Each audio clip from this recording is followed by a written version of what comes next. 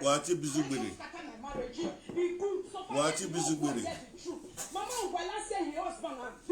Wati bizugbere. Owe ni no France. I will not do damn yo.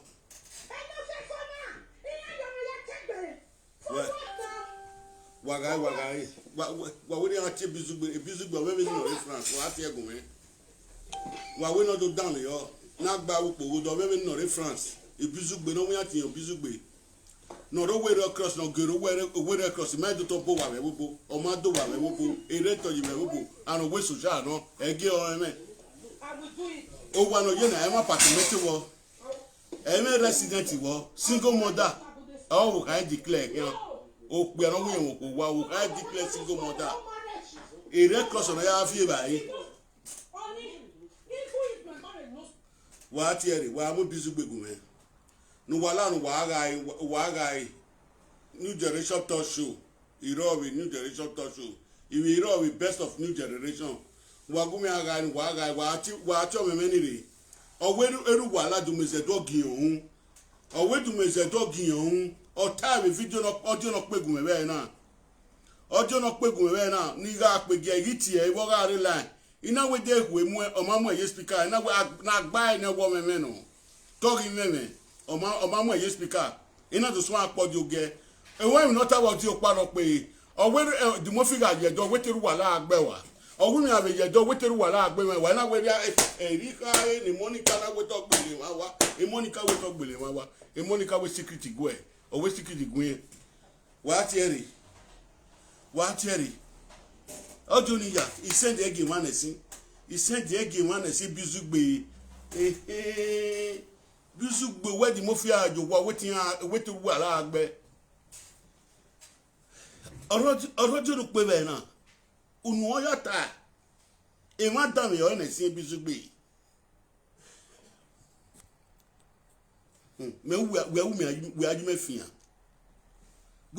fian bizugbe o ma kan mi kan we de okun no ya me ewe okun ni ma we ri ti egbe ma ri tu egbe ogwa meji o ma kan we de e Monica atu arambus oporu no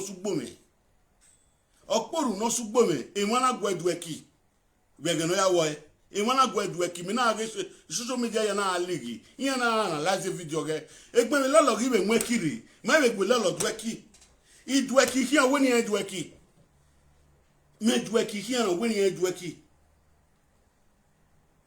ideni te fe ko ape no kati ogun ma mi egene o ma egene Monica yata we security gwe o wi ma fall viti hey do da mi yo ikesuwe na gba yi wa mode wa gumegun ida agboru wa lagun a cause eru wa lawe delegation we eru wa la ro ko danu e no ma gwe awu na wunu amu ebo gbele wi edo wa ako wa do se na ebo ni mo tendi wa kai wa do se na ebo ni fa la wa gbe fana mo tien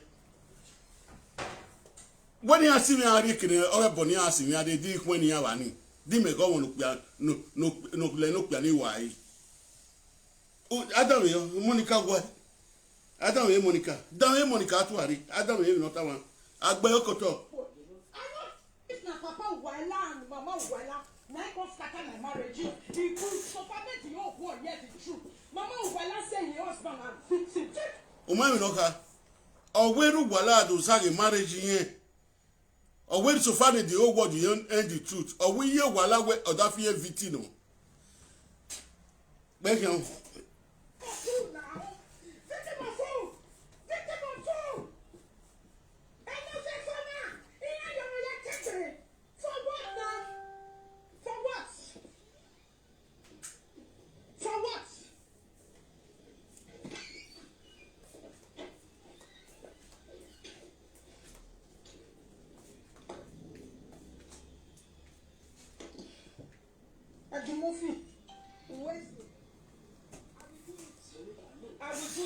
wa ti bizugbe na ore ma we no pay like ore ma ni e wori ma keso ago egun apa wo gbogbo ewe a imoto no fi kian ni asun ami emi moto na epijo ore se nepu yi epijo bi da gi sai moto meme sai moto ni sai we wo ni gi sai moto me ma Esa motimen ahin.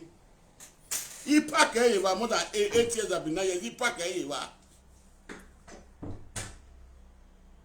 Gbe no meme. Gbe de puwe la jan de o meme ro. E bi we, e bogwe. O meme yan gbin yo meme. Gbe de puwe la jan do tu we meme.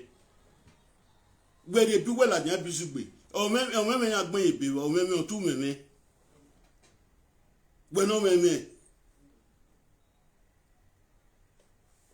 Gbe buwe la jan bisugbe do tu we meme resident we whenever pay mama so we bisugbe person wey not get paper no better pass you get paper for Europe the right expensive food bring a come and make people come here whether not be expensive dey egbo meme omo meme ije meme omo meme we don't come bring your paper come on whether not be expensive the right food you see come dey talk wey you just say bribe. The motor where you drive, they go front, they come back. Since when I know you, since when I see with that motor, Peugeot see the steering, see how the steering big. The steering be like trailer home. Come and talk to me, they cost your papa, they cost your mama. Iyo wuhan, ogun ogbe iyo wuhan. Iyo wuhan ni gbe agiani.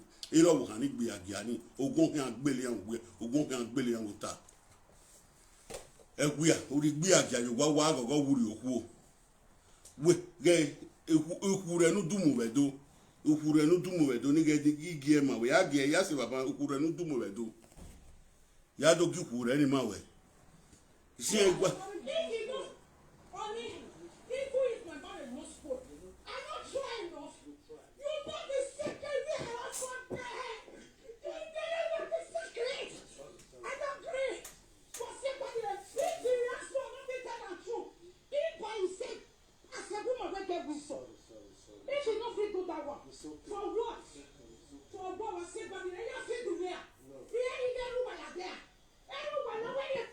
ubere omoro ki no de secret ne no wo ya gbele wan wa o ma ri wan iro go so ma no ri okode o mo ni ki awin ari okode o ga o ku yiye o we na ya ari okode o kode we gbina bana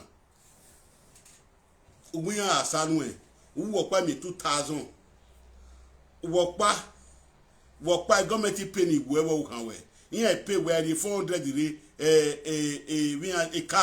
a carve we wa ni yen di go no ke bai ma be wa agboru no no da degbu wa when the government pay na when the government munu we ada gie we ada ya gie wa ni me pay yi we ada yo gie ya gie wa ni me pay yi when the government munu where the buwe la jan buwe ni me oni me begi do gyo wu kan ma gbon mo la jan we ni yan ke mo la jan e we von we ke ni we be mu yu na ni e we von we ke because e mi teme orun awa igbe agari mu ware gbe agayo mu ware e we von we ke ni we amu yu na ni we na pe gi me we na bo di o we e di mo fi raju wa eru wa la agbe ogun mi abeju wa eru wa la agbe me ni kada e video ni keep ene. Il s'est dit que donné et vidéo ni il s'est dit que donné et ruka we tawo ni ya mwebo ni ya gbeliwie do wa ni ku emu ogun meme ni ya vio no ojo no de o ma mi kun vio o ma gbe ni gbo eye gbe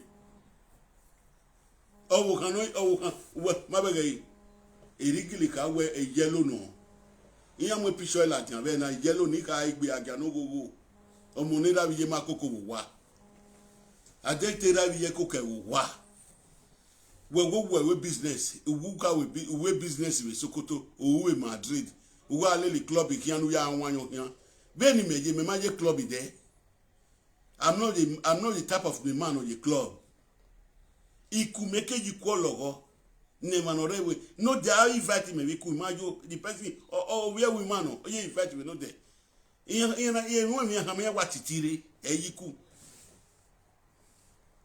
ọmọ mi no mani je teme ijiku ìyàwó oni ba bejo ọwọ́ we ga gbeligo imani ga lele mobo imani we ga lele mobo be Madrid we na ye gwali ku go kianu ya ri bai imani we ga lele mobo be Madrid eru wala na yeri 100,000 200,000 gbenu agbegbo aba nu aju nkiyewo we nu aju nkiyewo ta nyeri oku atiti mari oku atiti mari oku na ìmọ̀ kú ọ̀bọ̀ tí mi gbà kíá ìmọ̀ ẹ̀mú yóò kó ohun ìmọ̀ gbà kíá ìṣẹ́ tí wà dèpò kó bí nà jẹ́ bóyá dèpò kó náà rí là wá tú ìyẹn máa kú yéye àmọ́ ẹ̀ karata rẹ ọ̀ ìdá gbogbo yọ̀ ọ̀hún bẹ́ẹ̀ náà ọ̀ rí mú ìwé fún ọ náà tango mú yọ̀ ọ̀hún. bẹ́ẹ̀ ni méjì náà mi àfihàn sọ̀pọ̀ sí 10 years ìmọ̀ẹ́kàwé amari ẹ̀ 10 years gbárakẹ́ ìmọ̀ẹ́kàwé amari aṣọ àná ká sọ àmẹ́rì òkú bizugbe ẹ̀rí sọ àmẹ́jẹ̀ ìgbéri òkú.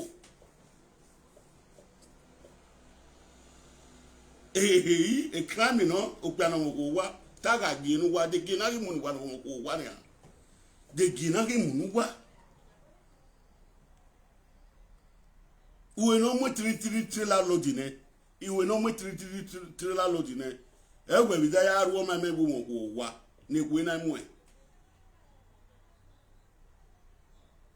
owo ku we ni na ora tota e pete soak bizu go soak kose gogobiri gbe vavi ne abe gogobiri no de France ere kiyan yo bigo obi ungo he we na da ru o meme wu mo ko wa de ni pe kiyan eru wala gyo ogwe aso we wuru wala gbo yan agbe won okay wo wi yan be pe di mo fi wa okay audio ni ya se je di mo fi wo se pe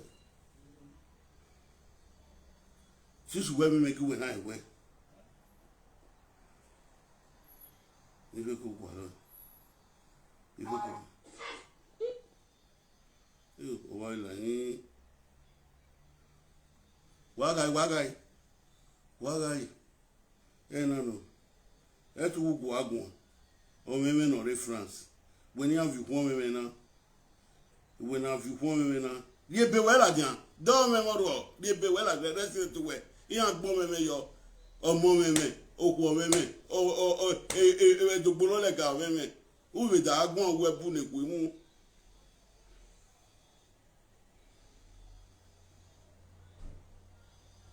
okay mema ge ore ma mo omo ro bi oyin ju mu agbogba no bi oyin re agbogba no bi oyin re agbogba ya agbogba no be na lori ari ima poru no sugbo we ja ma kan we igbofo ya lele me igbofo the video we are we na why we can start we what we can start we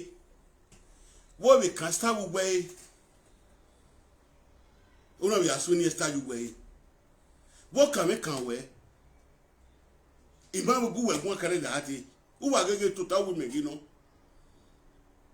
u we go total u me wan gino imari we àwọn no mo mi ade social media we ru wa lagbo wa aviole yi imano pele wa aviole yi deni pe sis we uwe zimo okun sis we uwe zimo boku bizugbe anytime you agun megun eru wa like da pe because you give when you work u tax e video be na we is nene video ya pe mi aba odun pegun me na pe kin be na ogo me pe ya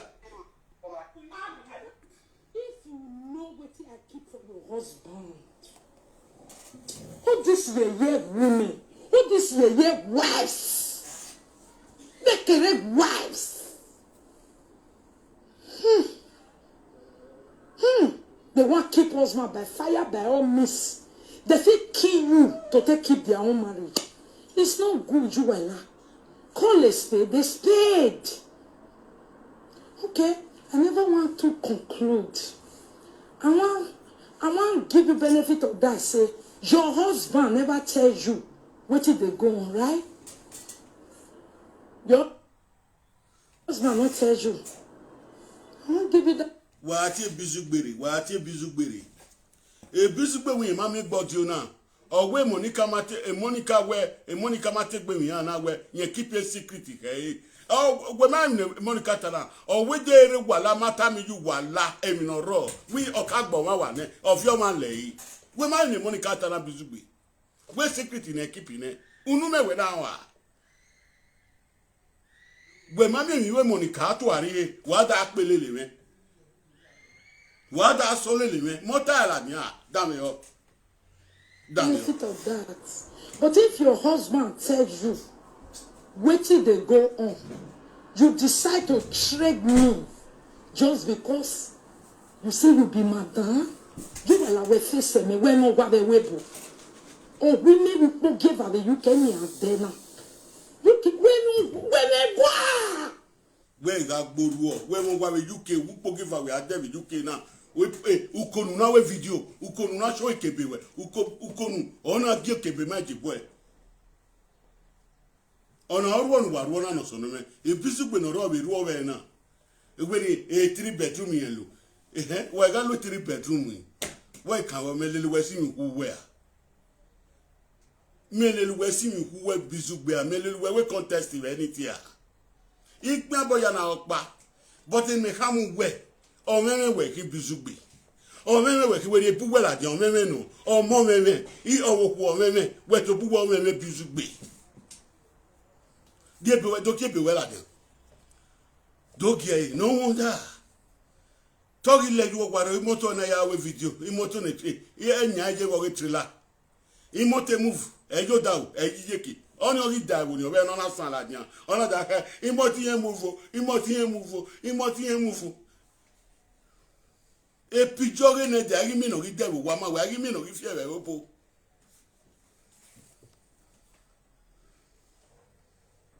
odia ika kolo mane ike do po di video no we ma we no we na ya mo kan we o meme no ru gbagbo we wu asitin we wu we ko wa lawa owo kun gbe mi ya ku we la wa owo kun gbe owo ku we a ku we la wa we no ginu mu yo wa ni egwi anu mu yo wa ni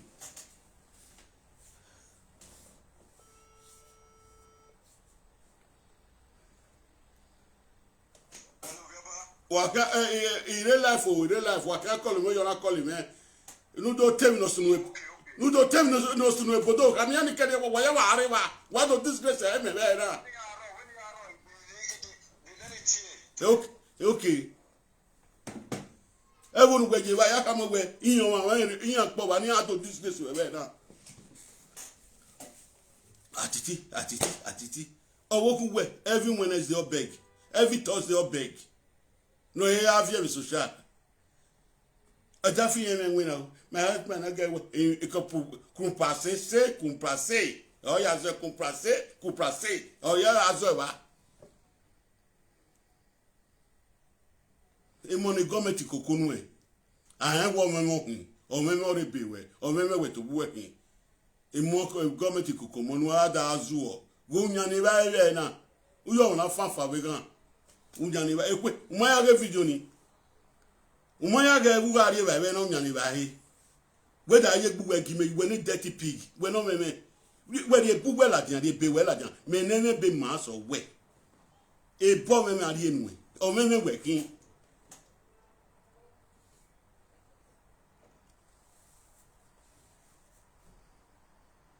o meme we ki bizugbe we de bugwe la dian agbon we mi beg e bizugbe ba me 100,000 ari enu na nu ya with dedication me ke wo a big boy we ki me ke wo ku ya we ki dam ye Monica oguma me video na e video no ga pege gbe be na ya when you said they go by money said they gay because when somebody already delete away I was so very fast forward the if forward away where the mafia ye do wala agbe wa ogumi abi ye do wala agbe mi wa every time am me oh so boy the yeah what the ticket there now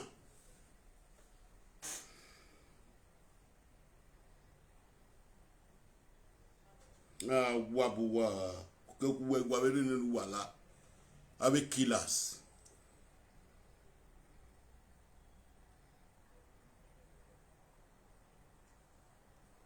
Nikbe wo wo my video na onge ba wo code wo my video na if you know wetin I keep for your husband all this ye women all this ye wives make wives they want keep husband by fire by all means. They say kill you to keep their own marriage. It's not good, you and I. Call a spade, they spade. Okay, I never want to conclude. I want give you benefit of that. Say your husband never tells you what did they go on, right? Your husband. Bizugbe akpa obobo bizugbe lare. Doge mi omoni ki atana. Oti eboni ju wala we fake woman, useless woman. Oti eboni na. Umagbe monika atu ari wa gute eboni ye yu wala. Wada we ra da me. Owe do da fo maka ma we killer yin ka pele ma wa ne. Anytime we go megwan bizugbe, enu wala o yan mi o gbe. O ula wa gege. Ma be iwe niyan. Irano mi go we aro we be na. Ege nuna lele irano mi go kiyan. Oga support o yan mi adogbano. Oga support o yan mi adogbano wo. Agbe irano mi go goke. A ti ebore na mi go kiki. Nu ya pa ikeno yere na first ni makayo na niyan. First in Makayo, first support in Mayo, a clear, a declare, nobody no let him contest. Tony Kabaka, clear, calculation, Tony Kabaka. Ego na newa, barrier no hin. Umato sinu hin. First Johnny na Yonania. First Johnny, eri Tony Kabaka ni. Eri obedi governor officer no ya we governor. I want to private less one. Oh, I be governor ni direct. But again, when I river, when I cover in an amigo, na cover lele. Oh, I support anybody. Oh, so whether what no pa is a yamu. No way up by now. Ubere first Johnny Nakawayo, or master 1 month. Oppositional surrender.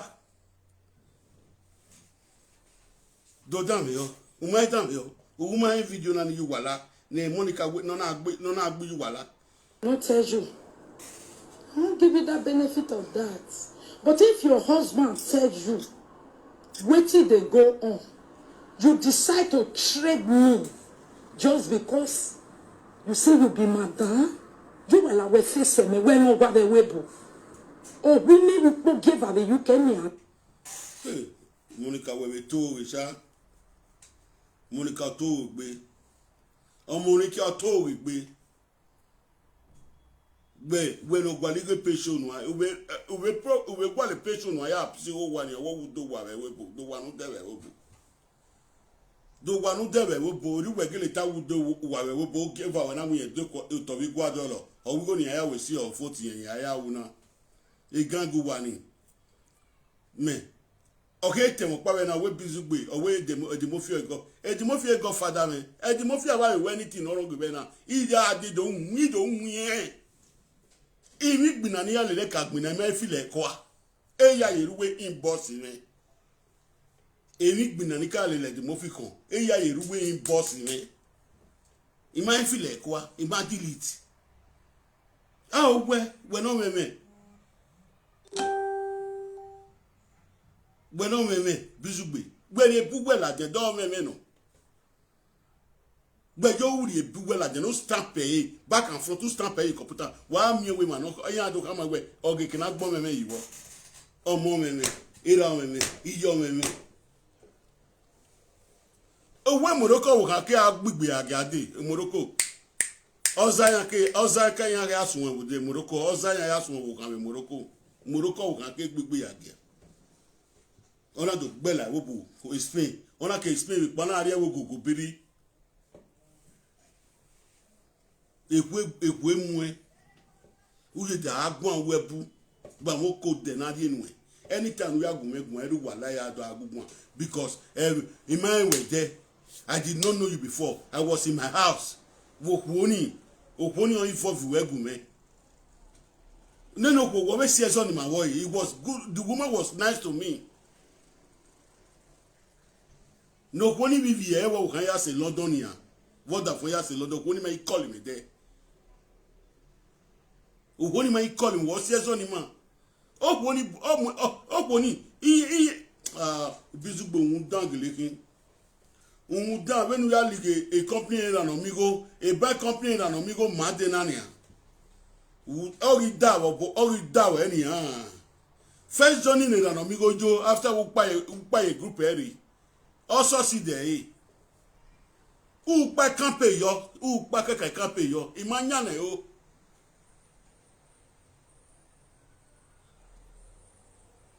eru ya sieti de tu ya re baba na umu no pa ro tie bone we to fight campaign ube campaign na nobody am tie bone anybody APC chairman na Edo you chairman na am tie bone anybody am wa gbadagbiye u pe campaign yo o ma se won motana mwene get to the baba umu bogbe no pa am I we teme am I tu me am I we yo wo egonu yari aduro e frasi yari yin ya so afikun memenu e yin ri bo memenu e niyan ukun ni ye wore wewerere umagbe ne gbo yegbe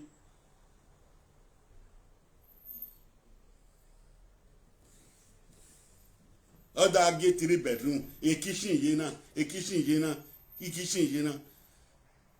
e oni me no we wo we me ma no wo ni mo wo kan la jan wo we mo ko gi e mo agbon ma on ma wo kan e na me be picture iyan ni ke mo wo kin ala jan usisu me ni e ya mo la jan we mo we la jan we ya get 3 bedroom e na ke we ma mi no bigirigi we do o ma bigirigi o ma be 6 rooms o ma be 2 flat o ma be 1 room we ma mi room apalo we ma mi e na ke mi o ama we ro wa be bo oye imeki wuna de na nia ima we ina we ka du we la jan we ya ji wuna we ade we na ge skin we wa ji wuna we ade do mu dia no do we live video na ge we winu an gbin we dirty pig like you we da le me sa pe we ne te pa ko gba be de o me when he say where I know there or when he say where I but he said but he watch a video he said well you are very stupid una am gbogbo yo wo kan wi ro wo kan owo ku we no wa ke Morocco gbigbi agado lawe bo ni ga yo zafian e Morocco oza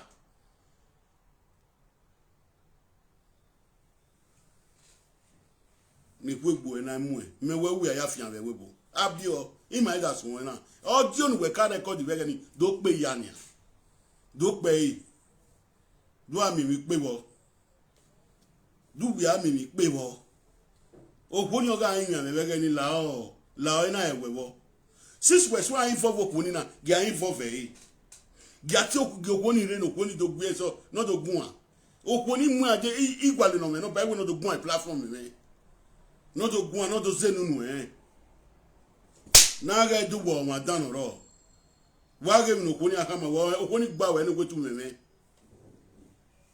okwo no ga we senu o ga file fun oju nu e ta lo be na go ga file fun we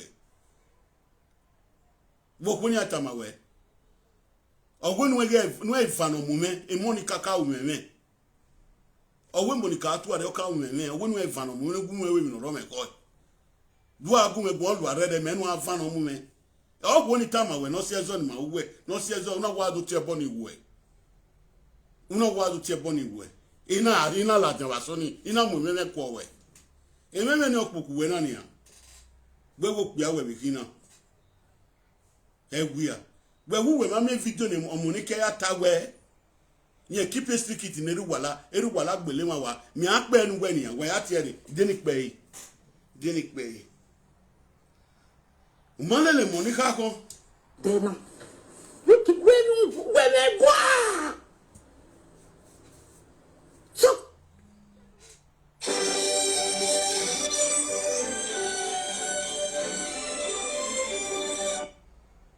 Hello. Hello. Wato. It's one of your bar. Wato. I go to other side now. Oh, I will say the live video. Oh, okay. We got it last night. We were here. What contribute here? Eh. Oh, you contribute fire down. Now, more you speak out and I greet all my followers. Wato. Mayare one. I greet everybody. I greet all my followers. So cannot feel your cannot feel. I greet all of you now. I greet all of you. I believe say everything where they happen since then nobody will know they see him. I believe say this my brother. Where they France. I don't know what that they call Ibizugbe. Akugbe abi. Bizugbe. Bizugbe no win here France. Bizugbe we saying dey France. Every time go dey come out for live video. You go dey do live video. Say na so in the pay accent. Say na so in the pay accent. Now that Bodomi and a day where they talk say they pay accent. Who they pay accent? Not be one that say they know am. Bizugbe not get one accent where in they pay. Now government now they pay us any man or woman where they France. I believe say man or woman now where see they France where they live video now where they look you now. I want maybe say they talk say maybe say a lie. Normally for France where they so now a calf. A cab. Okay. Now they pay our strength for everybody. Even me where they here so. Me I cannot say it because say I don't come after they contribute now say I can't talk say now me they pay our strength. Now lie. I they talk now everybody where see they live video now where they watch you. Where see they different they know. Say nobody. Now 10% or 5%, now everybody they pay for year. Maybe Zugbe don't come out and so they pay 400, and so they pay 500, and so they pay 600. It can never be possible for France. Yeah. At least normal, I think they talk say in get for children. Your money go see low. It go see low. Say normally at least we 2 years it be 150 €. Even that money, say when see they talk that saying they pay us, not be even money. Now it became money. Now they see they remove them. Bizugbe know me. He know after they talk now. He they listen, making the year. He know person where they talk now. Now the same Bodo there. Now me and a day. Bizugbe don't show finish. Okay. When they talk, they come out for live video. Say this that. They cannot talk that word again. He get woman.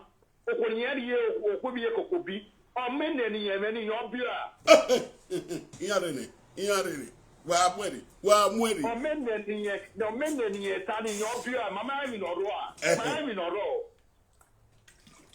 We know everything where it dey. Not be born and take it born one. He said I make come out and make argue with me now. Make I open in yash. I want to be a player. Wow.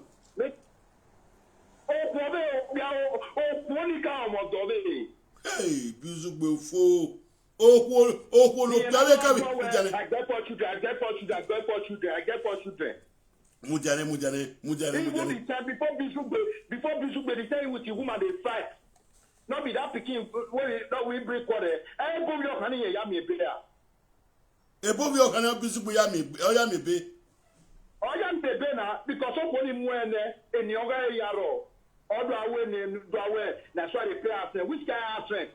Tomorrow you're talking that security they do.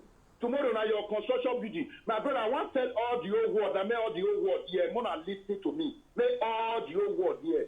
No construction building for France will maybe say any immigrant they work say now in the build us or now in the build us and they build us. Work me I don't pay work for company construction building for Paris where they call them.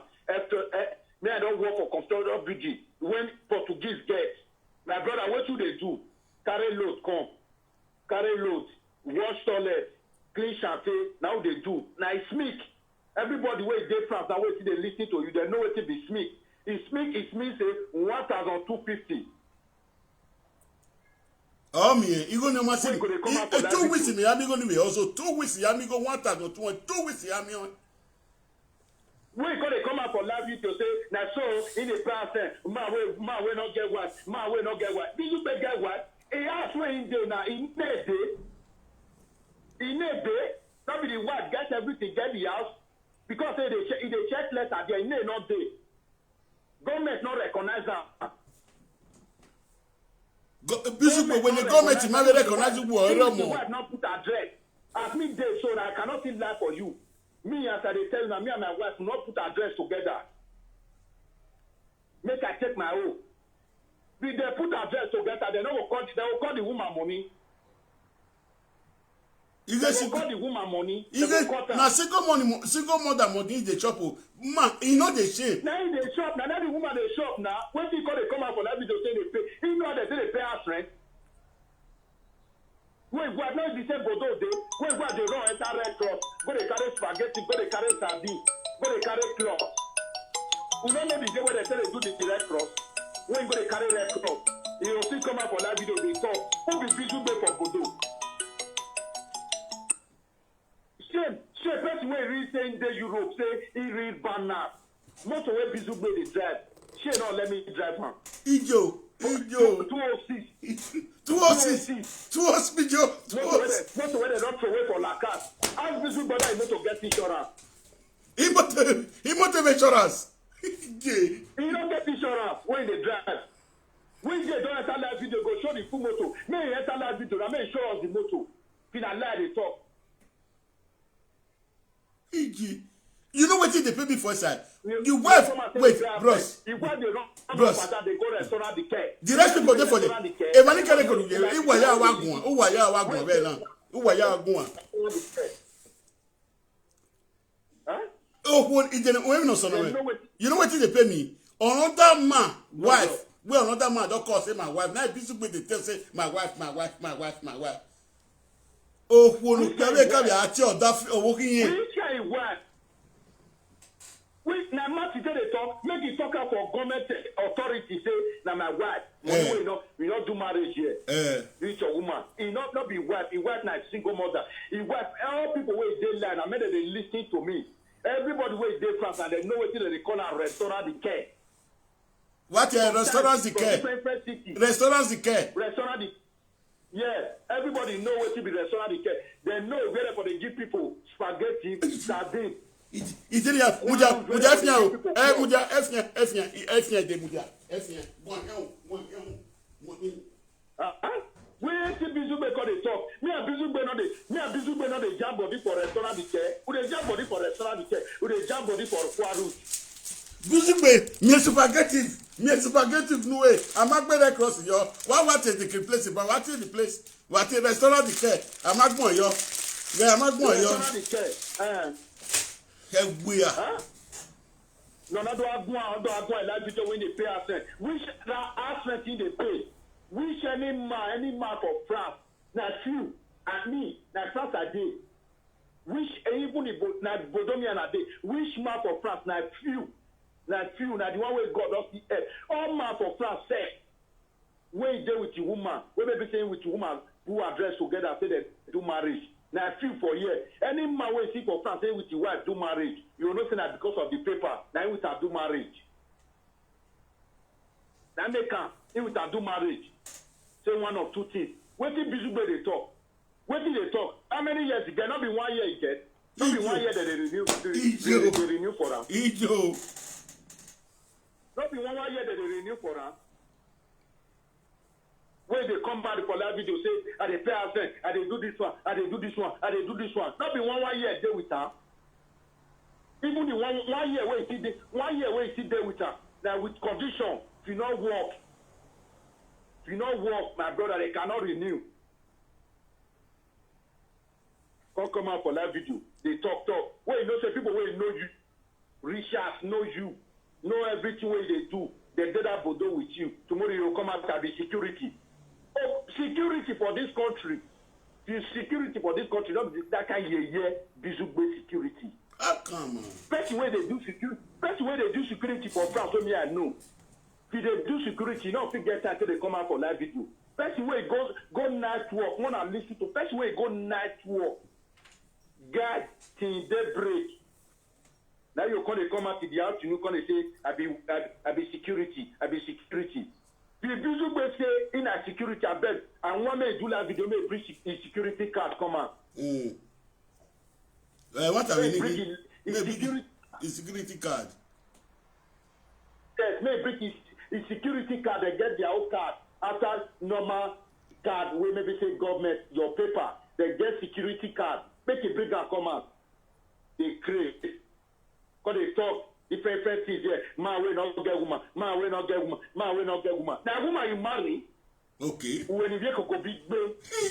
Ije. Uwe koko bi gbe uwe no giame. Iwi flower ro pe la. Iri flower ni munu e. Iwi flower nu mu ari ogwa o awe uwe na gwe koko bi gbe. Koko bi gbe 30 euro. C'est Châteauroux, c'est Châteaudo, c'est Babel. Wati no re bodo wati no re bodo Châteauroux ati no re France no re Paris. Wati no re Paris c'est Bokani ime o Paris on a so. Auto step 30 euro. Ije owo tete step. Eke koko birin wa mu wa la de o isi owo kan we la ni.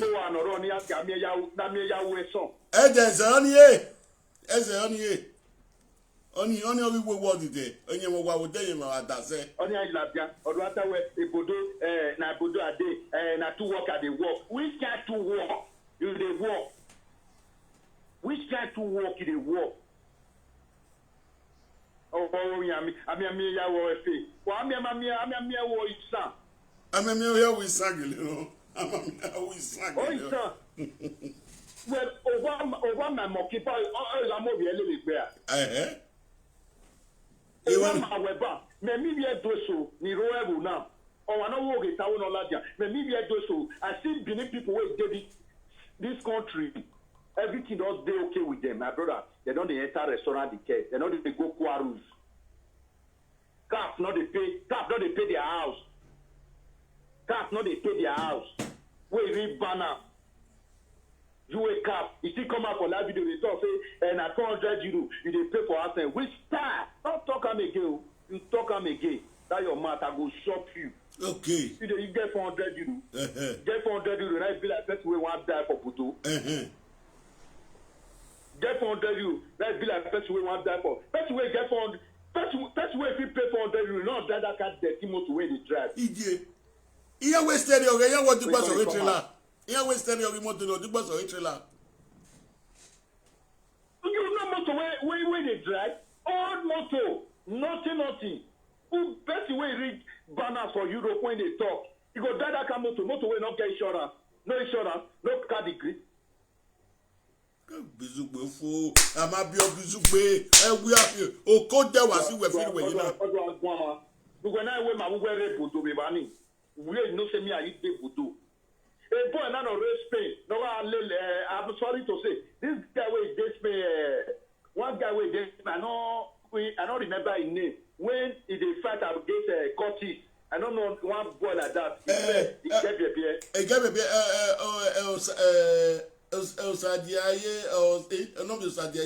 Osayende.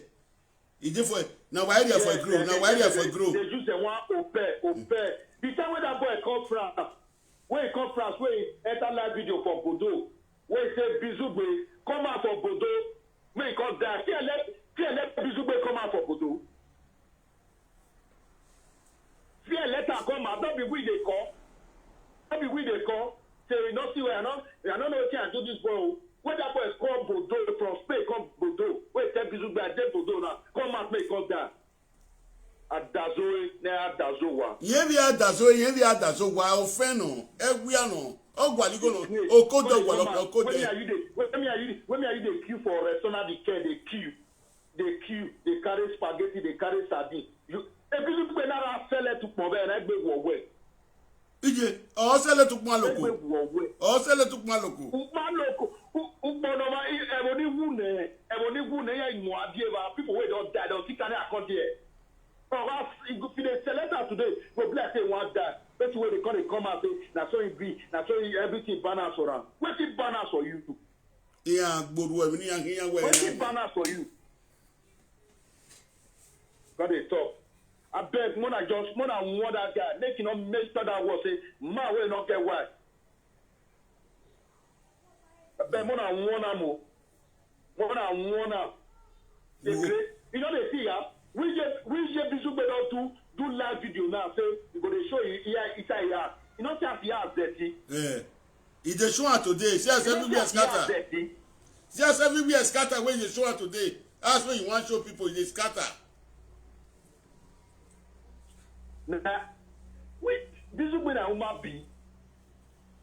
You come out. They say they pay. Make it come out for live video. Now make God tell me say in the pay 400 euro, make bring the paper and I calf. Everybody know we did live video now. In a night they talk everybody waiting. We did live video and they know. Say I calf. Now they pay that money. She say don't get your wife get picking here. Your wife like single mother. Yeah, single mother. The social they come today. If you let Bizu based stand for Palo say I be husband of this woman. One man your husband bet he knows. One man they not pay her next month. Awe social ade ti Bizugbe we level wa. Awe cover ade. E Bizugbe we level wa. Because he had for under bed. The wife will tell and say I get rendezvous. So days like this social will come my house. What is rendezvous? What is rendezvous? You don't move by 9 o'clock. You go say that is dirty motor. What is enemy rendezvous? Rendezvous. Bizugbe, awe rendezvous agajo wa we. Rendezvous that is an appointment. Awe rendezvous agajo wa we tu le ju moto na ekwemu. Wa we Bizugbe no de France o. Inite me kwama we. Mabo upa kekan. Ege no na supported na omigo. Ami Johnny ne na omigo lu boy no gba. Mabo upa kekan no ya paware ni an. One amase 2 weeks, but Tony Kabaka win. One winning. Okay. That is my people. I Tony Kabaka is an amigo. That is my people. Yeah, that Bizugbe. Oh, Bizugbe, oh, I Bizugbe. Oh, Imoto no fino insurance. Old moto. Where you labia? You have a live video with Nadia. Or I'm not getting show Imoto Niga again. Where? 206 no fishing and they were not yet at Begi. Oh, you would tell me. Why nonsense where go your name or who? Where more who? Address wife, but when I like a live video, we don't pay. EDF, when I get DF here.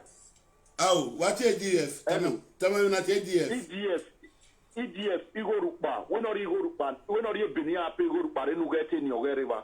When are you Latin? Bizugbe, we go burupa. It didn't have your government. No again, no again, make power way. When are you go pay go to buy? I am go to power. When are you when I will have to know the new get to the city near pay for 8 years. Well, Waniga, ye flat nigga, Nika, we are paid 8 years away. 16 years, yeah, you control flat. They will put 16 years, yeah, control flat. We lose over. Ma oteme owo temere ma owo ki meri mo ko ma wo mi paro. Mana mu flat opa ni majina de na. Flat ni ma emu na. Eni mo re orurupa. Mo eni mo re otemonya but mo so mo ya bi se agent ni wo nya gwa ni. Because be am wani ona re travel, oteme na travel mo mi ya bi se agent. Agati me waboa when a car be paying a car 200 single mother single when single mother declare what rendezvous rendezvous I to your leg you motor Bizugbe ne we mu kankabo ya kama e bodo ni our team no re bodo our team no re bodo our team o pele ma egbon live video there o. But our team no rebodo no wera. Iya bu no reba ni. Iya ya agu we gun oba ni we na mu e. Apa obobo. We aye gbe gime. When a single mother mu yo wa. Ubi omene. Omo nu ma bi wa claim e. Omo nu ma bi wa claim e. Mo we no momo gira. We o ma tati ta ma we no momo gira. No momo. O bia we kini ya. O ma ka me no. Omo ya atwera. Neno bia no bio mo. Him I have the great thing here. They no mama we contact him. La contact enu re no ba me. O mo seti we bisu ko mo seti we no omo ya atwera. Why go no maka kanu we. Omo ni na we e benue. E sweater ma be na we e benue. Una de bene we arwo de na. O ma de go ele. Talk of that woman dey. O ko no gbigbe akele e France ya. O ta gbigbe aka be Paris. Ele no ko ni ya mi ebe. Quand c'est mon go pour deux mots go c'est tout. Eh Bizugbe ya de coin. Des crêpes. Akuba mwene ragani. Akuba mwene. So Bizugbe omono kwabe ka bie. Another pikiwo another woman born for another man. Now I give you paper. You see the talk for public Bizugbe. You go see you want to come out that day they talk say na your brother house. Now you they stay. Now your brother house. You when they say your brother house not better pass him, he will not get freedom for your house. One, your name not in your house. Your woman going to tell you, say, you know, say, Bisube, we will go to restaurant the fair tomorrow. You know, say, on Tuesday or Thursday, we will go Quareju, we will go Second Popular. What you want to carry now? Want to carry food we don't expire. What is Second Popular? Red Cross. Red Cross, but hey, Red Cross, Bisube, I wait Second Popular, I have here, Sati no Gune, Sati no Guiane. Ubiomeno, if I can, Unu Bisube money. Eya orewo. Wa claim obi e do bi. Eri wagileta. Wa boy ko wa ba bi won bo. Abi ogoma. Awa won bo ni. Awa won bo e. Won bo ma kene ra yi. Won bo ma ko won bo wale ra. Mo e ba. Webo gbogbo ni ogba yo to you call it talk nonsense. Say they pay offense. Which person they pay €400? Unless say boy, when maybe say he with your wife not there, no one government not give her they'll say you know they work or you not get income. You go rent house, you rent studio. Now they fix them mad what they talk say he they pay €400. This is where they pay anything. Nobody for France said when you don't get a paper for France, it not they happen. Oh, when I got work now yesterday from the Prado, this morning the Prado, he saying they pay 400. Cap they put the other one John and away. My beg one una me kwe. When all the big boys again. Let me because you don't want let you know. Money when they put normally as me as day so when me and my woman they out. The household day now €600. You hear me? It's €600. Cap they put 400. We they put 200. Like not because they put on my wife. Oh, you know, now man where they talk truth now be this one. I bet that your wife, you give me number. I they love man where they talk truth. If they pay, government give us the 600. They listen. See, cap. Government they pay 400. We they pay 200. After set are done, light and water, CC come. Maybe say €100 or 120. It get where they see they carry and go whether they call her La Mairie. Mary, away Mary was your Mary. Can I pay Urupa? Mary, I was you carry the listing. When I made the old word the listing, see they say allow they talk. You see carry that paper go Mary. Maybe say for water, for gas, for light. Mary said that money now, they go see help you. Got it to carry. They'll see pay. You go pay the rest. We are. You call the gamer. Somebody near he can't change to somebody for their life. If woman go and nobody ready to marry, na trouble. Who's the woman go? What the man? Trust me, I day. Not be the bosom me and I day. Me, I don't know any. I don't know what it day. Okay, I can't go stay with them. I can't go. I say business, but find one more.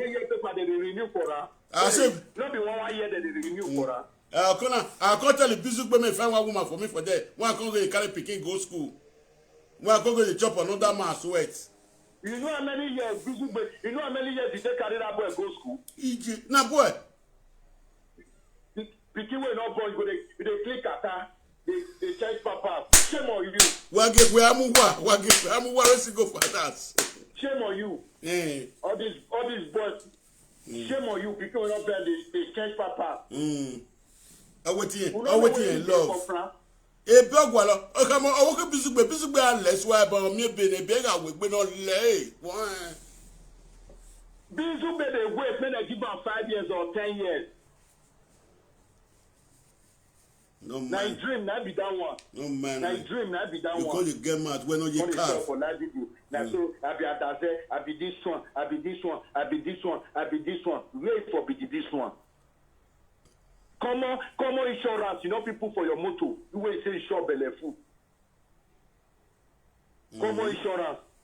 Go Zaga. Common insurance. You know where my brother. When you say, you better carry motor, go say one carry a travel, or you want carry where they follow corner for Bodo. Corner for motor la with Bodo. Every driving license. Which kind of driving license? Not Nigeria driving license they do.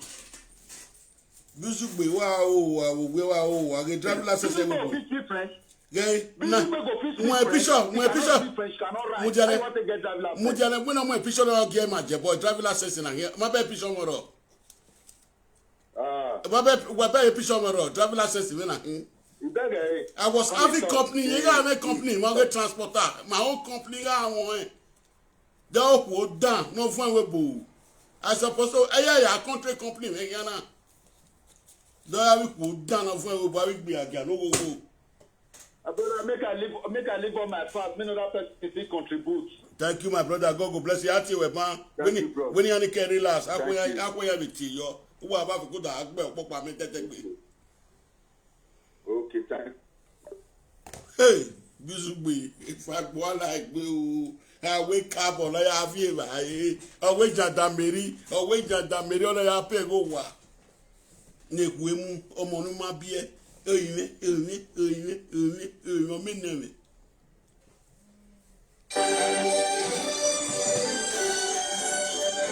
France. What book here? What? Hello, too. What? Book here? Another France. Very good one.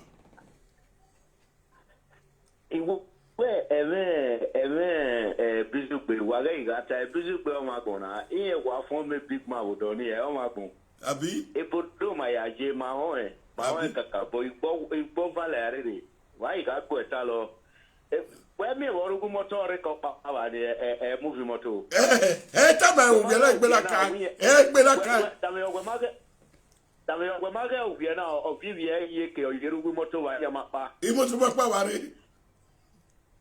moto mapa yo da o Bizugbe ma hon e wana Bizugbe wa gbon iye ko agun wo do we mi wo we la video aro ya ke wo ba ke ma se 30 minutes mere ba o ma se 30 minutes mere ba we no wunu e wo no gewe na gbofo yi na o gbofo we yi Bizugbe wa gbon na Bizugbe wa na lele ni agwe u ya go e takme we u ya go e talele Bizugbe wa gbon ni e ma ya re ko pa ma ya je na ma ho e kaka bo ugwe no na oni wa gbon na e ma na gbe na oligo oni wa gbon be a re wo re la video we wa mi me ihe ya fu ogwa ge na ihe ya fu ogwa ge ke no ke pa le ba bi go e ya ihe fu ogwa ge wa gbon Bizugbe wa gbon na owo la we bono do ya o kati wa ama Bizugbe wa we ya go ave go talo a me ho e pe Bizugbe wa ni me no we la video ni me ge na wa gbon ni ani àwọn agbọ̀n wa ya ko eta lo wa si aye no zu wa ni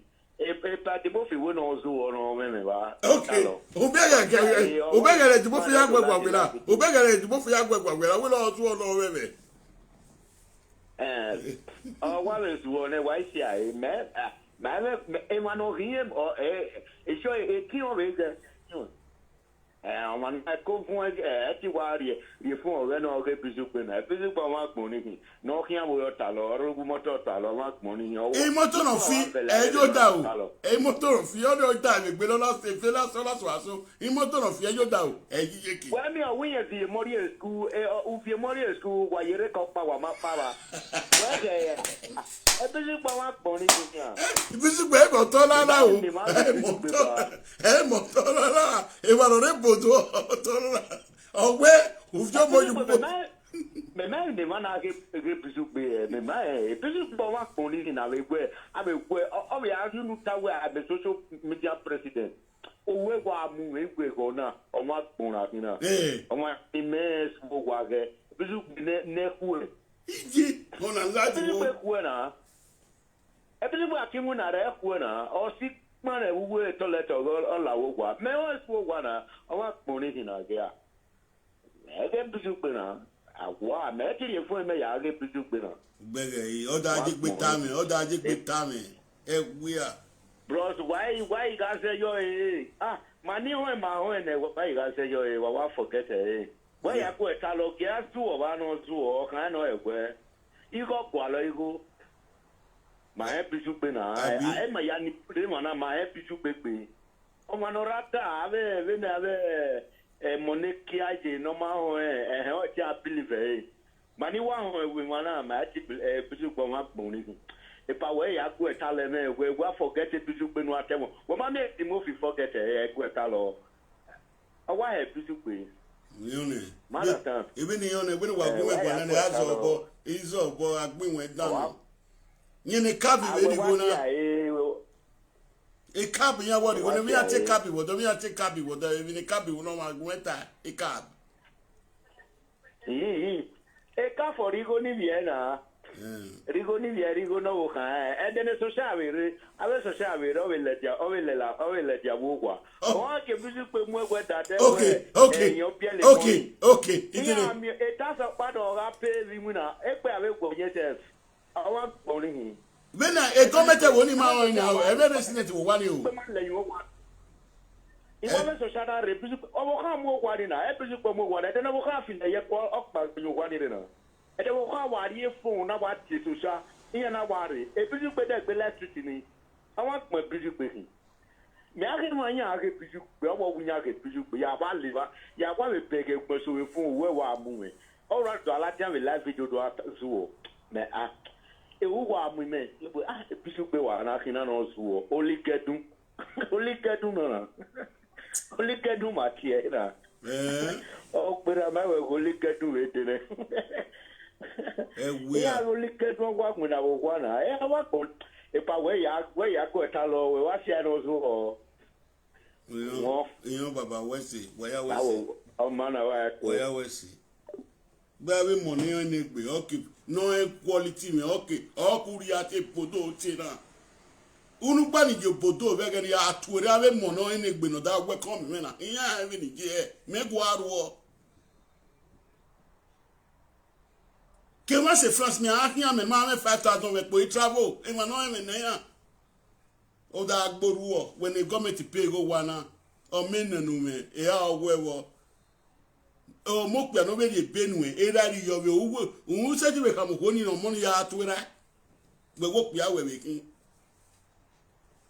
awon bono go eniyan e ra gbon we se ti be ka mo won be go and greet your father we wo pe awe wa mi go aye i go be be wa ri sweat on ave ma be wu je unye wa no ri sweat o pe ave wa ya gin ya fefe lega wa ya fefe lega no ya ru lele single mother no ya ri sweat o pe ave ge agunwa wa ma be no je agwe so le yo tete bed be Belgium be tete bed be Germany awuwe awa jante meria ade awetu wele yo ware wa won ko awe single mother can't you was it come social without social we wanya owoku wala wa no ka wa won ko na e yes no woki me ya arema ima wa koko la social the actual process we bo we ni mu ko ware ma wo gba la social ya se social ati awe bo we atiti ya so wo bo because he built a good record in Ebebu with Taniga Aye. Mommy ekpe godi unwe moto without a bank ina muge kwada CV on your pana build a good record. Mommy wallet of 600 and something away ina gwalo ina riene as a good citizen.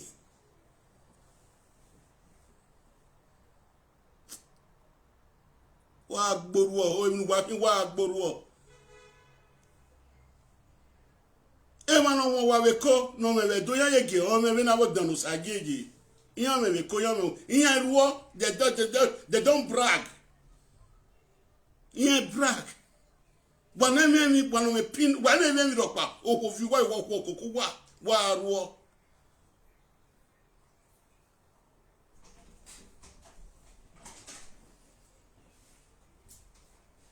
no pa no we mo wa we ko ye me ye me do ye me be webo eso saga ade ole iyan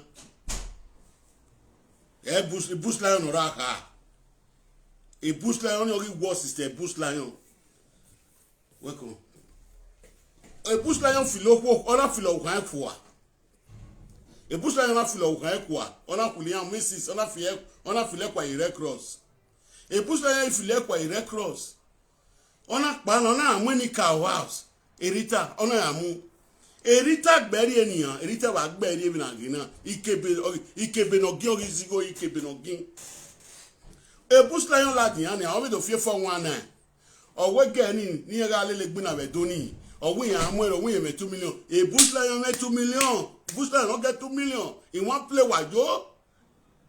They say by their fruit we shall know them. I don't know. We call Wamujane. Iye no gi. What told you?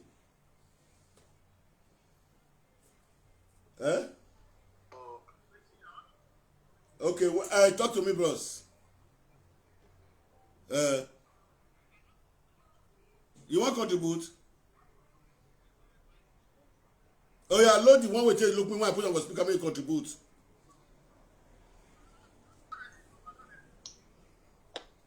Oh yeah, contribute. You hear me now, Abi? I dey hear.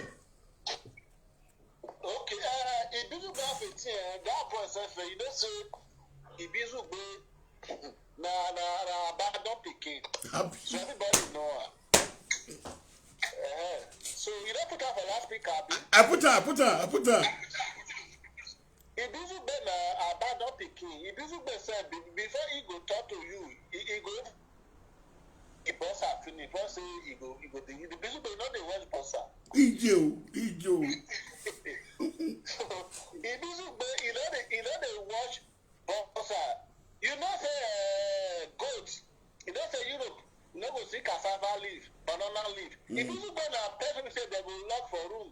They use a banana leaf, the cassava leaf they feed them. Abi. Maybe say goat they chop for Nigeria. Abi. So banana leaf and cassava leaf not dey for Europe. Now make Ibizu gbe decrease. Abi.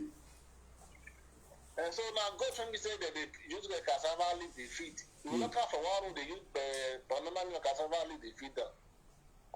No man, I go say he say he get woman. You know, let me hear what again. The woman where another man don't call his wife before.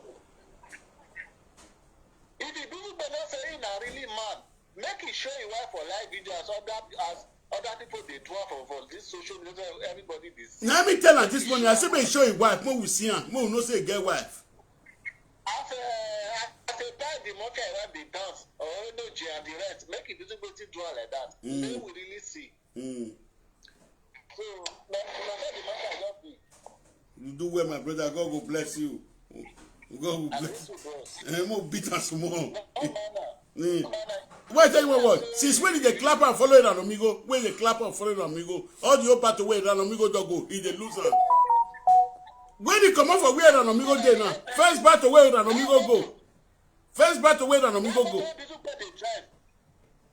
you say na rent, you go rent town. If you say na rent, you go rent. What is a catch cruise? Abi? The motor not they go front, not they go back. The motor not they go front, not they go back. Today, he go say he dey work for construction company. Tomorrow, he go say he dey work toilet. Tomorrow, he go say he na security. We don't know the say we want believe that. Before the Uber go open our church, you make it fair go maintain that teeth. Abi? That say be like charcoal. He dey wear one sweater every day, one sweater. They say if they drag cloth was One sweater every day. They say they drag cloth for what did they call her just now? What they call her just now? I don't forget the name where people wey dey France call her just now. You do well, brother. Which name? The where they for the carry cloth. Where they for the carry cloth for France. You get me? Caritas. They say if they select cloth today, he go the selector. Now say that hurry, be other people don't carry the one way like. I think the new video where do they laugh you say you they beg money. Me, where they carry? Where I never get work. Sure where I do. I use and do better thing for Nigeria. If they cut it, Ibizu go into two. What I use and do Ibizu. You know, me know the Prado. The day when I go house, the day when I go house, the place me not know the street now, but I know. But the day when I go house, they'll give me key when they open my gate. You go, no sir, I not be small picking for Europe. If you say not the bad, okay. Make they put her for washing machine, make they wash her for 30 days. Before they come outside, they return to people. Make they put her for washing machine, make they find washer. Very condemned human being. Make they find use washing machine wash before go start to dey talk to you. Abi? They put am for washing machine, put soap, wash am well to make sure e clean. Wash it plus cost join am. Okay. Thank you, But bros. anyhow human being. Very dirty I thing. agree to you. I said that contribute. You do well, brother. You do well. All right. Okay, later. When I play video for now. When I go call her come. Wa mo bisu pere ni pe video na ewu ani pe video na a video. It's you. If your own town na not dey make money for social media, it's your business. I make my money from social media. Yes. How is that your business? Hello, Jay. Hey, Hello? Go on. Oh, a year for me, man, when a year for me, man, when I go back one.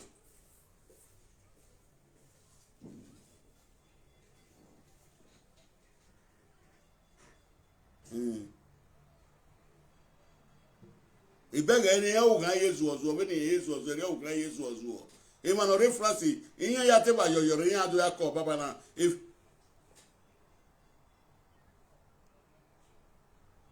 okay. Oh.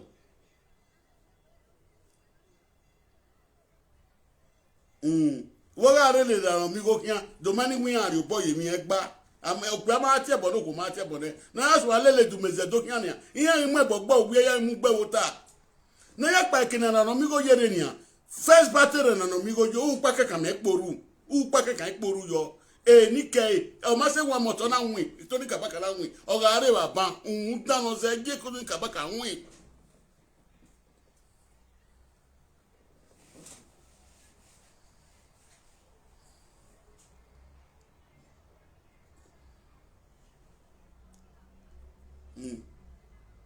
Iyan we Caritas yarore ebodo iyan wo pẹ̀lú maero iyan we no re jada meru won no re jada Sokoto won we agwale wati APC ni jeje ni leteka we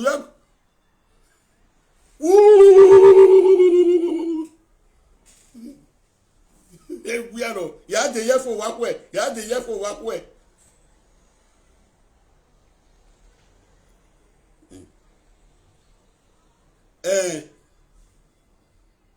we mi no so ya hu iyan we mi no ya gun aguye na eyan na call me si pe ni yaba ni lala video ni ato gbeyan akekan gbeyan na apo e ya be to gbeyan iyan we mi na lele ta lo eyan we di me ma ni ya so deri opo dan o we mi me o deri we gun megun abizugbe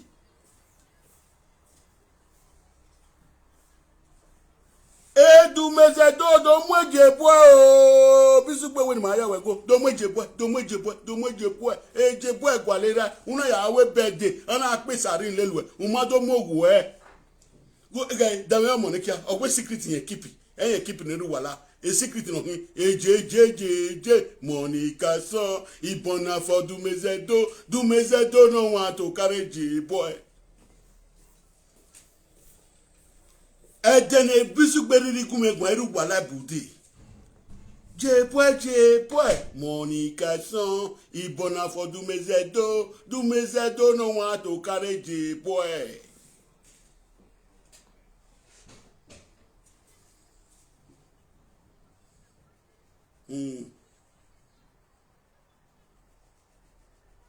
No.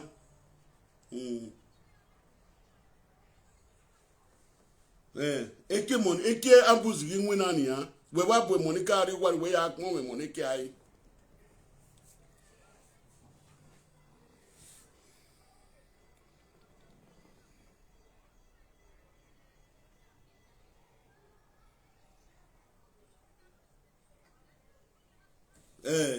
okwola bia amuwe president amunwe eta arigo nwe ikwe no ginwe ikwe no ge wodo ina mu president nwe ewi ajun ki na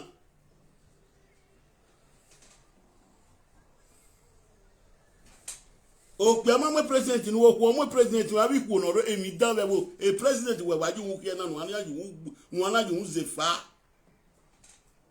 uya se wo kan we ladian ni a awe moroko kesu wa agbegbe agia o moroko kesu wa agbegbe agia lo gbe la we bo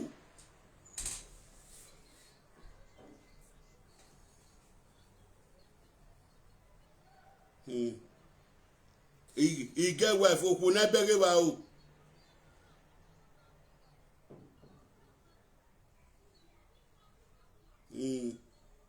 lẹ́yìn wíwò wà ní ẹgbẹ́ à wọ́n lọ́jọ́ ìpínlẹ̀ àti hàn erúgbà lẹ́yìn ẹ̀jọ̀ róòlù ẹ̀bẹ́gẹ́ ni ìjọ àmúgbẹ́gbẹ́ wúwẹ́rẹ́ rúwà láà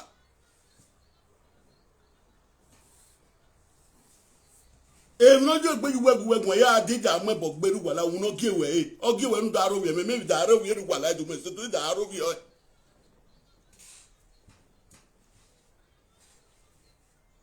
ẹ̀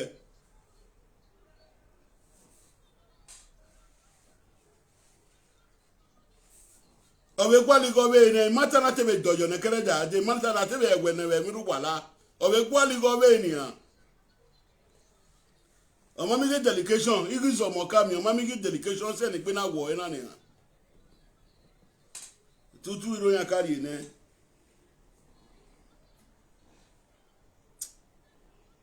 mama jẹ́ ní gbẹ́rí gbẹ́ onípọ́jú náà níyàn ní gbẹ́kẹrẹ ní sọ̀bọ̀ ọgùn mẹ́gbọ̀n wá kú ẹ̀ ọ̀nà làdí ẹ̀jọ̀ tó lóbi ẹ̀rù wà lá ìjọ lóbi ẹ̀ for 4 hours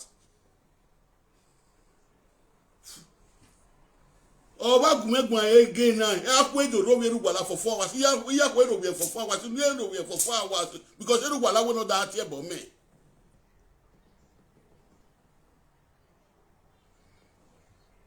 èyí ọ̀nà ọmọ ọwọ́ ìfijọ́rọ̀ pẹ̀gùn rẹ̀ náà ọwẹ́ àlàdo ọwẹ́ tẹ̀rù wà láàgbé mu wà ọwẹ́ tí mo fi àjẹjọ ọwẹ́ tí ìyá sẹ́dẹ̀ ẹjẹ́ tí mo fi máa. ìmẹ̀sẹ̀jẹ̀ yà yẹ fún wẹ̀ wẹ̀ ọwẹ́ chẹ́kì fún owó fẹ́ kó pilẹ̀ ọ̀pọ̀ pa wá mi ìyàwó fún wẹ̀.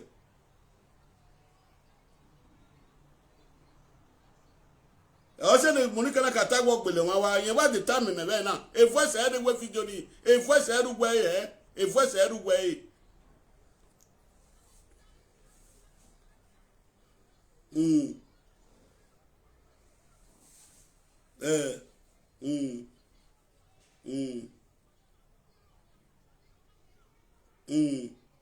Akwe mi asuma so yin aro ide ni sabo gun yan gun aje ọmọ niyan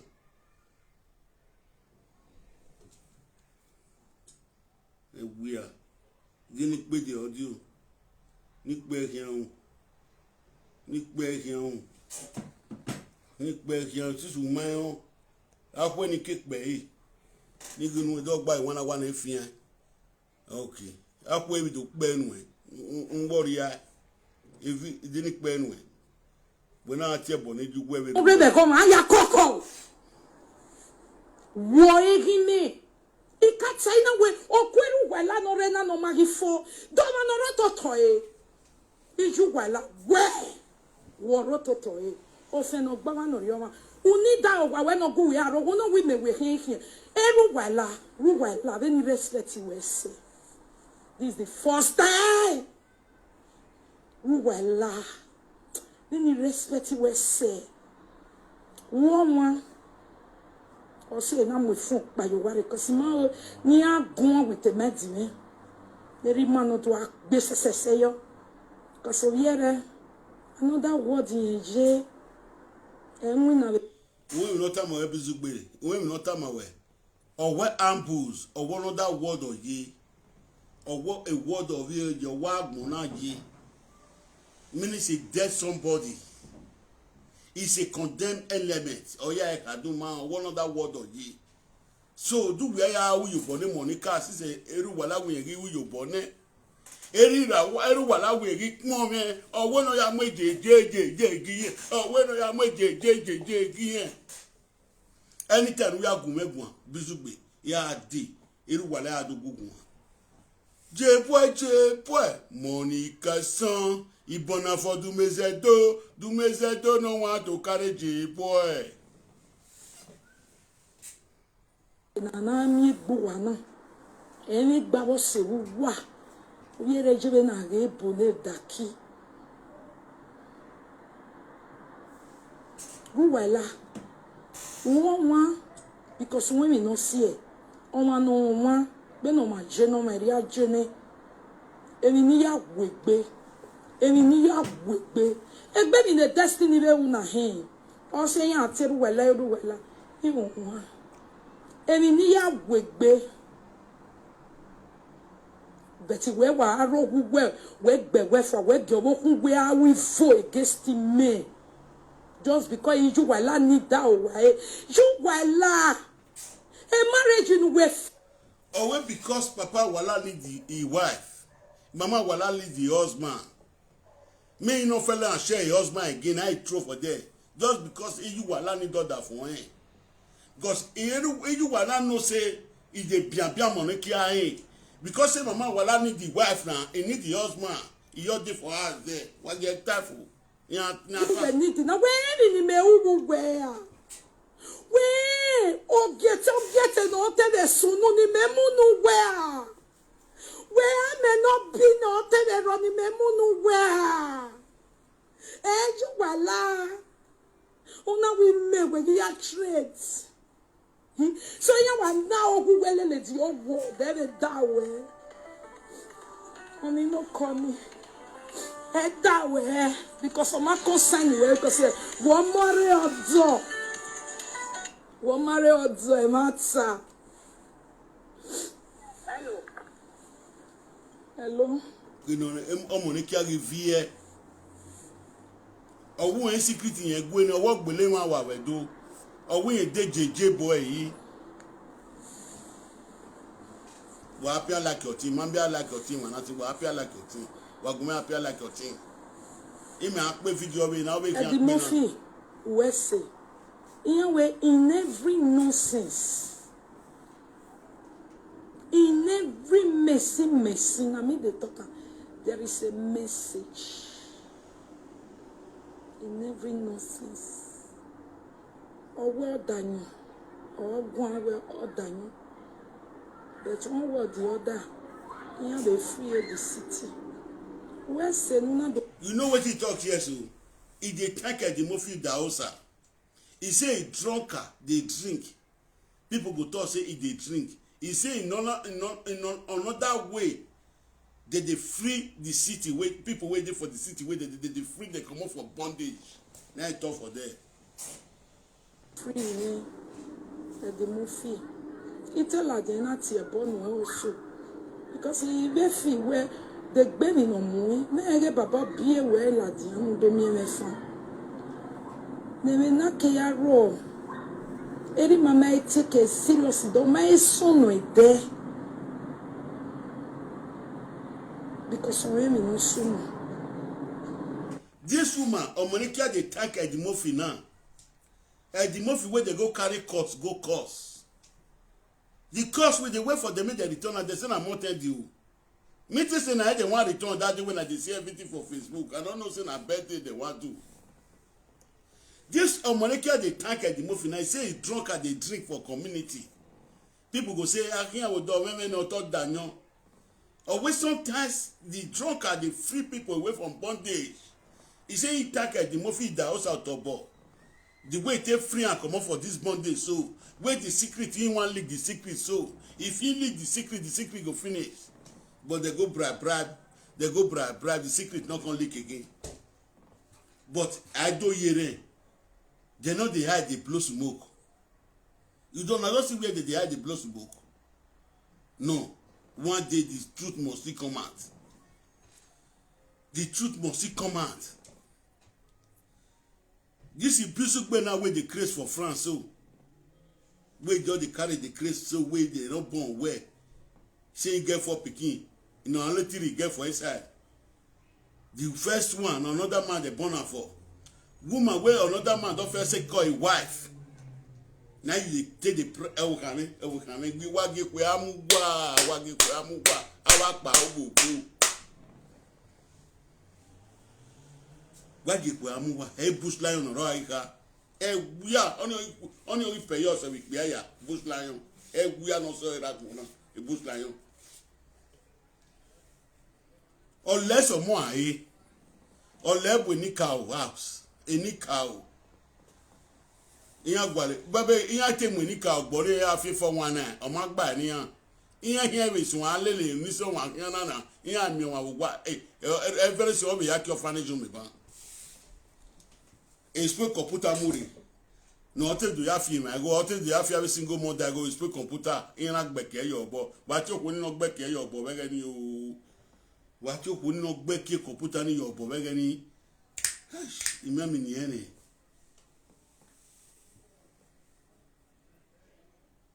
gaje bonoro emi mata ononi 419 done iya be change iya be change Facebook me iya be change page me be na iya be change page me eniyan be yan iwe mu ne o eniyan be yan iwe mu ne page ni o iya be change we are on the street yan iwe mu ne eri bi BBC Naija we are on the street yan iwe gbe yo we are on the street yan iwe gbe page ni o we are on the street yan iwe gbe yo ya se pepa ya agwegwe ni ma be yen we are on the street give na page ni awe fini e gwere be na o ma gi yan mo video yi igbeke e yo piano e ma the whole world 70,000 followers you know the whole world yan monitor a page ni wa be change ni yan we kan ma me wa be change ni yan we kan ma me wa be mwele anytime wa ya mwela dia wa be change ni yan we kan ma me ibi anna wa e give BBC Naija o we are on the street give no if you post a page me na enini ya we mu na e mata na wa diyan we gbe mata na mata mi yan o wa riyan we gbe itie bizu gbe be na wo ga re live video ina we ni mu e bogbe ona amu fun ye speaker re wo bere number me atititie o ga sagodugun atititie ona amu fun ma mo ye speaker ye to mo ye speaker wa mi ni ta ma mu e bogbe I'll finish in my way now. I audio gun. Ona audio get ya gweme. We no work. We no have where the movie ajo way agbe wa. Ogumi abi way agbe me we wala agbe me wa. Ona za bot delete oge. O ma agbe o keme ya forward the game man. Okay so an delete e. Ibi edu no go me wa ya ato. Off wa ya gbe nu wa go me ga video na wa go vera. Wa get so book plan wa get so book. Wa appear like your thing ma pe the audio phone. The mark careful because of we ma making it in mamio and I will do gear man.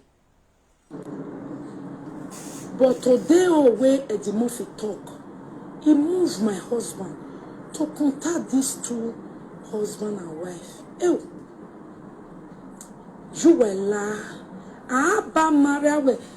My marriage is 20 years. It's not by that. You have to really make sure that you are happy. You are not using people's blood to build your home. How dare you use me to play romance with your husband? You wala. How dare you? What? Una hear this place? Una hear this place? He said, Mama Wala, how dare you to use me to play romance with your husband? Je boy. Why, you do era? Je boy, you go your papa place. See where people not see for exercise today. He said, Mama Wala, how dare you use me to play romance with your husband? Hey, on a laddie, whoa. You better way. General wala you wala ni nyawe onye di ma ye wasalo boy cannot hear care he pray Holy Spirit no lia the way you marry oh wa damn because can it your way you need to there oh what he say where you call house you know they like to call a bush where you don't put where you put you know what's where there. Ya time wa do wa man no ya. Me ya we no ma. You make sure you were for kon agbe me wa. But if you were you are just a bear. You are just a bear.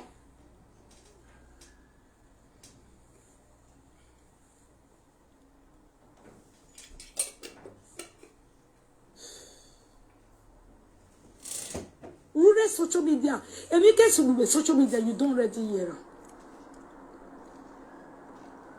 Because you be agents.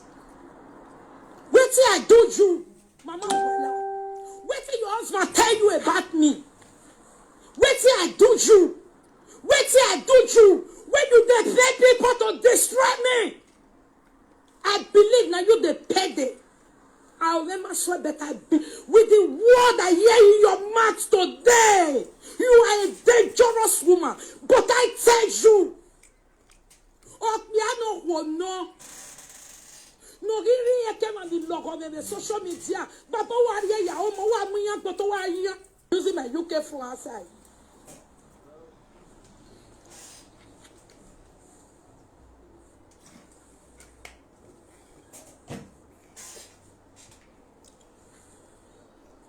You should call me. Why you they call me? Nobody should call me, I beg. Then I wear rubbish me. Don't call me.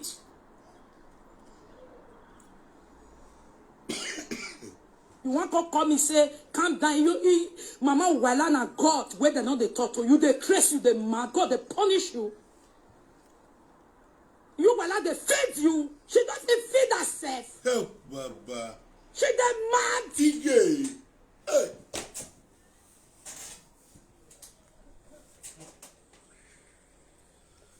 You know, say, for my grandfather's house, those days, you know, say, the woman, the man will marry two women.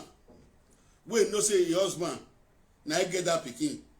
He knows, say, your husband get, he knows, say, that man, anybody picking. If he touch the senior woman, the cousin, he go to move back. They call me, my phone is for silent. My phone is for silent.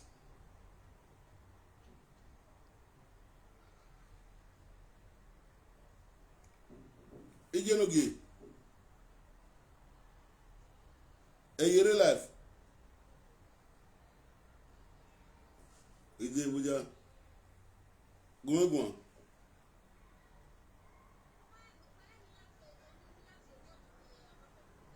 No. Okay.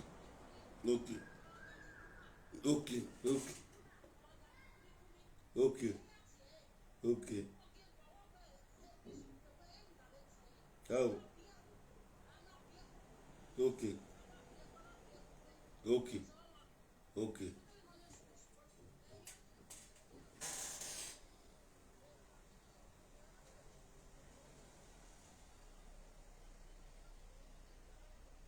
Okay.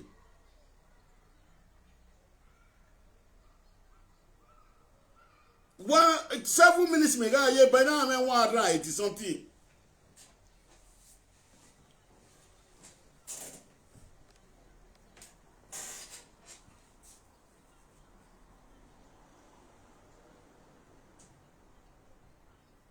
Ombani ani jeni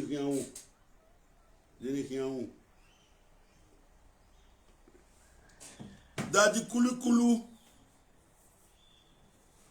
na biaku gbenoro abiaku gbe iku re deni kwale ninu ku re no dumu be weyan deni kwale ninu ku re ite gwale mulaja we na ne ite gwale ninu ku re mulaja we na ne ite gwale ninu ku re mulaja we na deni kwale ninu ku re mulaja ku re no dumu be weyan deni gwale mulaja deni gwalo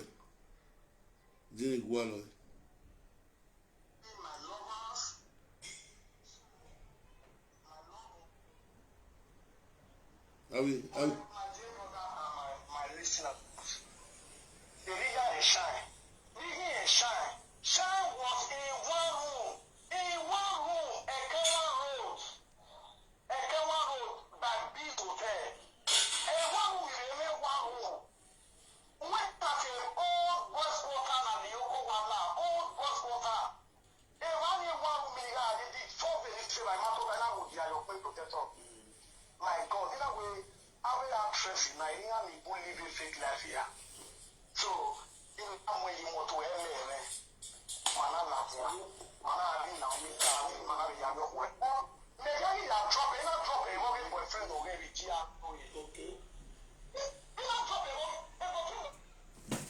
waro wa wego wa ga mego nego nu wa mego no man ne gbo wa me okwo nu we toast ni abeni meje mi an toast ku baba na ati okwo na toast na we me boyfriend ne igi sikoi. If I dey talk to woman today say he get boyfriend I no dey call am again. You know say I get boyfriend now you go drop am for a boyfriend house. You no know whether na that boy for marry when life go better or not. You don't go comot am for there. Shine you not marry again. Shine you not friend again. You don't leave that boy now. They say that boy na multi-millionaire for inside Benin now.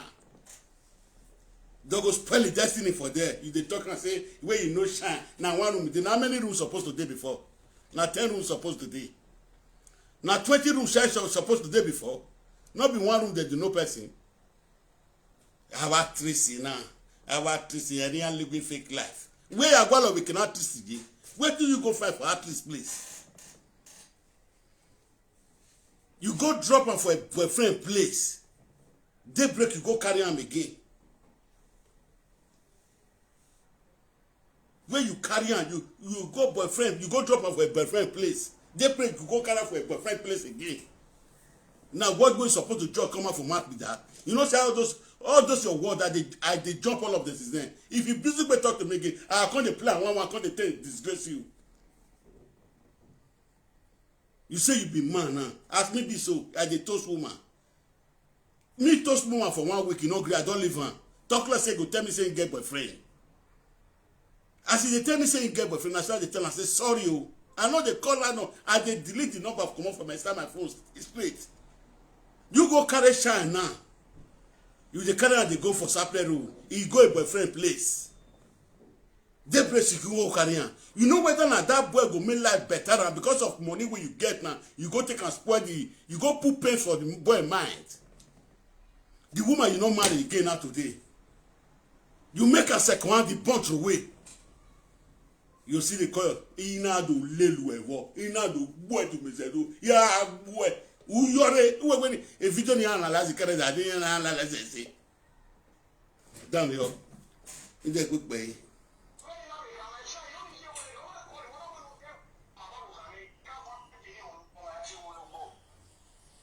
My dear brother and my listeners, the leader is Shine.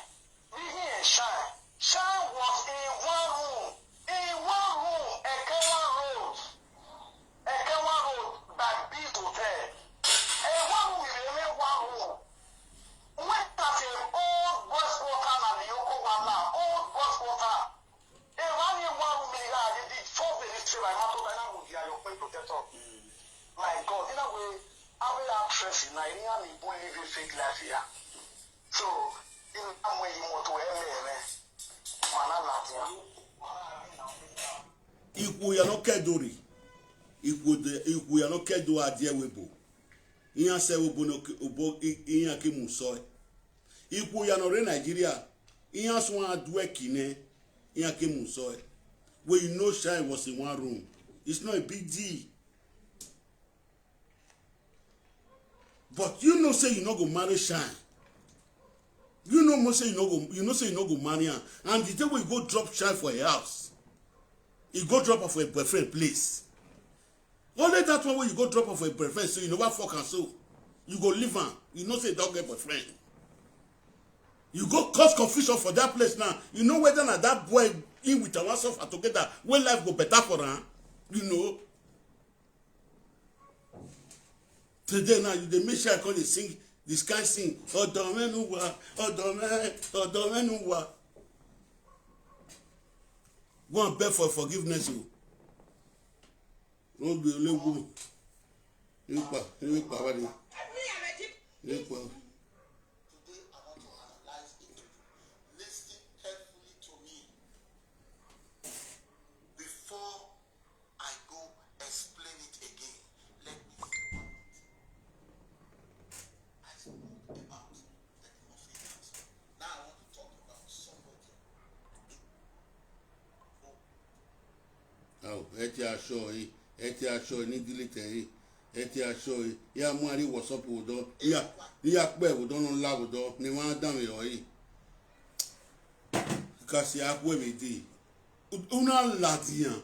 Ya de ba kwe. Ave video na ya. ido kwa example kwa ba di na e ni pe do na we we toast oku we friend oku we chase oku oku una ya drop of that boyfriend e o me go no mo bu lewe ne e be wan kai you carry woman if they go a boyfriend place they break you see go carry am you cause pain for the boy man now because say you get money the woman you not come marry again you know whether that woman want marry wey life go better for her you know whether that boy want marry wey life go better for her no be I no blame her I know now all those women wey dey find money dey go now na so they dey do am for Europe too they no wan suffer they dey find where money dey go you know so that's why they born all of them dey born through way so single mother enye na ga na mama oko no so that's why all of them dey born through way they dey find money dey go if shine concentrate of that boyfriend you no know whether na there God wan bless am